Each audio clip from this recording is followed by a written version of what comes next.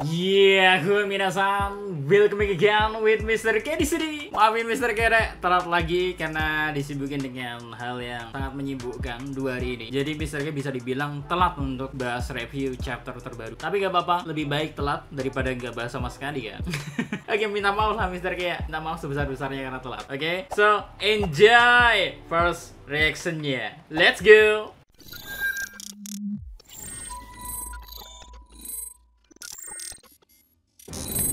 Judul chapter 1153, Kelahiran Loki. Ya, salah satu karakter yang sering menjadi perdebatan akhir-akhir ini ya, sekarang mulai diperlihatkan flashback dan kisah aslinya. Bahkan nggak tanggung-tanggung, Re. Di chapter ini tuh kita bakal dikasih lihat bagaimana dan apa yang terjadi sesaat setelah bayi Loki lahir. Sementara itu masih di cover story perjalanan Yamato memasuki volume ke-37. Jujur senep Mr. K. Tapi karena ini first react, jadi Mr. K jelasin ya. Yang berjudul Daimyo Ringo, Kikunojo, dan Boss Ocho. Ya, sejauh ini apa yang diperlihatkan oleh Yamato lebih ke siapa saja memimpin Wano selepas pertarungan dengan Kaido berhasil dimenangkan. Jadi buat beberapa yang berharap tentang senjata kuno dieksplor lebih dalam, kayaknya udah cukup panjang juga penantian kita, Re. Masih gak menutup kemungkinan ya, kalau di volume terakhirnya kita dikasih sedikit bocoran atau kisi-kisi yang mengarah ke sono lah ya. Ya setidaknya harus ke situ sih ya, daripada muter-muter di sini. And now masuk ke menu utama. Tapi sebelum Mr. K bahas ya, entah kenapa waktu membaca chapter ini, Mr. K sendiri sih ngerasa kayak semua alurnya tuh serba kebetulan. Sampai-sampai Mr. K ngerasa kayak ada yang salah atau enggak gitu loh ya. Nanti kalian ngerti lah ya. Kita mulai aja dari awal di mana kilas balik dimulai dengan momen Harald, Dory, dan Brogy yang ternyata sejak kecil mereka berlayar bersama dan akhirnya menjadi bajak laut. Ya, momen ini tuh entah mengapa ngingetin kita seolah-olah bagaimana jadinya kalau Luffy, Ace, dan Sabo menjadi bajak laut dalam satu kapal yang sama.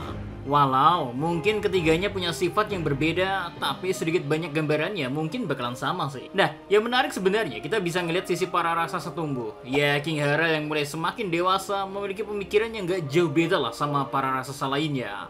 Mereka cuma menilai orang lain tuh dari kekuatan dan ukuran. Makanya gak heran kalau ras raksasa tuh selalu ngerasa lebih kuat atau superior dibanding ras lainnya. Terus di momen selanjutnya kita dikasih lihat kalau rombongan kapal King Harald muda sedang menuju ke kerajaan Bourne di dunia baru. Gimana di sana ada seorang raksasa yang dijadiin sebagai bagian dari pertunjukan semacam show sirkus gitu loh. Hal yang tentu akan memicu permasalahan jika ada ras raksasa lainnya yang mengetahuinya. Karena mereka pastinya gak bakal menerima, Re. Tapi menarik ya, mungkinkah asal kerajaan ini yang jadi asal usul dari Bagi? Secara kita tahu kan seberapa sirkus bangetnya tuh orang. Mungkin aja kan kalau kita cocok login Bagi tuh ada hubungannya dengan semua ini. Tapi skip dulu pembahasan itulah ya. Karena di momen selanjutnya, seperti yang udah bisa kita tebak, Harald datang ke sana ya, terus ngebebasin raksasa cewek yang dijadiin show sirkus yang bernama Ida. Yang malah plot twistnya nih raksasa tuh hutang budi dan emang bekerja sama bersama para manusia. Sehingga Hara yang asalnya mau main pahlawan-pahlawanan dengan udah nyelamatin nih cewek, malah kena gebok, Re. Ya, entah kenapa momen pertemuan keduanya tuh agak sedikit janggal kalau menurut Mister sendiri. Entah ini juga ada hubungannya sama momen yang terjadi kepada Mother Carmel ataupun fakta kalau pemerintahan dunia tuh mencoba mengambil alih kerajaan Elbaf itu sendiri. Kita tahu kan lah ya seberapa manipulatifnya Mother Carmel itu. Berpura-pura menjadi sosok pahlawan dan menghalalkan berbagai cara, padahal semua itu dia lakuin ya demi keuntungannya sendiri. Mother Carmel hanya pintar mengambil kepolosan dari para ras raksasa. Dan ini Mister takutin bakal terulang. Gimana ya kalau pemerintahan dunia tuh bisa ngelihat hal ini dan mencoba masuk ke pemerintahan Elbaf dengan cara yang licik, yaitu bukan melalui kekuatan melainkan melalui hal lain. Pasalnya, seiring berjalannya waktu ya, Hara yang asalnya semena-mena dan punya caranya sendiri dalam memimpin. Semenjak pertemuannya dengan Ida, ia mulai berubah sedikit demi sedikit. Hal yang semula Harald sangat membenci dan meremehkan manusia ya, dia mulai terbuka dan mengakui mereka. Yang semula Harald hanya mengukur segala sesuatu dari kekuatan, dia mulai terbuka dan mengukur kalau di luar sana banyak orang-orang hebat di bidangnya masing-masing. Nah terus ya, momen-momen kayak Harald yang mau meminta maaf bahkan sampai menunduk, lalu membantu dan bermain bersama manusia gak luput dimunculin di chapter ini juga. Perubahan dari Harald sendiri bahkan disadari oleh para pengawalnya. Terus sedikit maju kilas balik ada di 105 tahun yang lalu. Sejak momen itu ya Harald berbicara kalau dirinya mulai akan sering keluar dari Elbaf untuk mempelajari kultur dan berkolaborasi demi kemajuan Elbaf. Perubahan sudah mulai terjadi di sini. Apakah semuanya terjadi sebegitu kebetulannya? Gimana kalau semua ini sebenarnya sudah disetting, Re? Makanya Mr. K tuh kagak penasaran akan hal ini. Pokoknya perjalanan Harald untuk membangun hubungan, belajar dan lain-lain tuh resmi dimulai. Sampai akhirnya 81 tahun yang lalu ya, bayi dia dengan Ida lahir. Tapi tetua dari Elbaf ternyata menolak keduanya untuk menikah dengan alasan keluarga kerajaan harus punya garis keturunan asli. Nah, di momen ini yang mana tetua dari Elbaf juga dimunculin dalam bentuk bayangan dan ngasih pengaruh yang sangat besar. Kenapa malah jatuhnya mirip sama para tua Gorose ya? Ya emang orang-orang yang dituakan terkadang punya pemikirannya sendiri dan mencoba mempertahankan adat istiadat di tempat itu.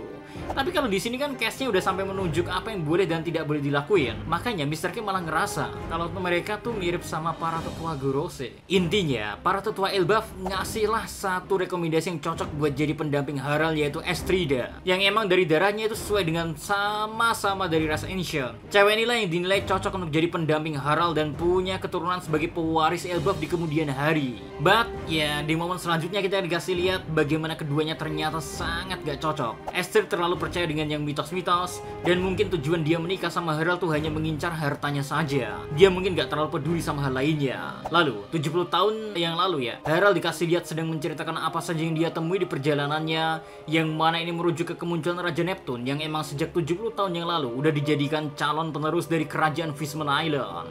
7 tahun berselang ya, atau 63 tahun yang lalu lah ya, dari timeline saat ini, Ida akhirnya melahirkan anak dari Harald ketika Raja Harald sedang berada di luar. Ya, hari itu menjadi pertanda dari kelahiran anak bernama Loki. Tapi seperti yang udah kalian tahu ya, bukannya mendapat kasih sayang dengan fisik dan bentuk yang menurut Estrid sangat menyeramkan. Dia ya, Estrid ya, akhirnya memilih untuk membuang anaknya sendiri. Ya, momen ini tuh seakan emang dijadiin momen simbolik oleh Udachi untuk Loki sendiri. Mirip sama salah satu momen yang sempat ngasih lihat bagaimana ada lukisan Lucifer yang mencoba naik kembali ke surga. Cuman, sekarang yang diperlihatkan adalah Loki yang masih bayi mencoba kembali ke ibunya. Ya, Loki sejak kecil memang sudah diperlihatkan gak memiliki tempat, Rek. Bahkan dia tuh emang udah diramal untuk jadi anak yang bakal ngebunuh ayahnya sejak sebelum lahir. Makanya kehadirannya jelas tak diinginkan sama siapapun. Kalau dilihat seperti ini ya, terus dihubungin sama Luffy yang baru dia kenal dan tiba-tiba menjulurkan tangannya dan mengajaknya untuk bergabung bersama. Mungkin bisa dibilang cuman bakat Sencola yang setulus itu untuk menerima sosok Loki, Rek. Gila sih. Sayangnya meski kita tahu kan kalau Luffy tuh seakan punya sense yang tinggi dan bisa menilai orang dengan sangat baik, entah kenapa masih perlu kita tunggu dan lihat sebenarnya apa yang terjadi di momen terbunuhnya King Harald itu. Apakah ramalan tentang Loki yang membunuh itu memang sengaja terjadi? Atau malah ramalan itu mirip ramalan kepada Luffy yang dulu dia ramalkan ya akan membawa Fishman Island ke dalam kehancuran dan sempat dimusuhi orang sampai akhirnya momen itu berubah ke momen Luffy dianggap sebagai pahlawan dengan menghancurkan Fishman Island. Wah, ini menarik kan? Pengen Mr. K bahas kemana-mana, tapi Mr. K stop dulu untuk the first reaction-nya. Kita lanjut lagi di next pembahasan berikutnya, oke? So, see you next time. Adios, Karamelos. Stay safe everyone. Salam Adi Media.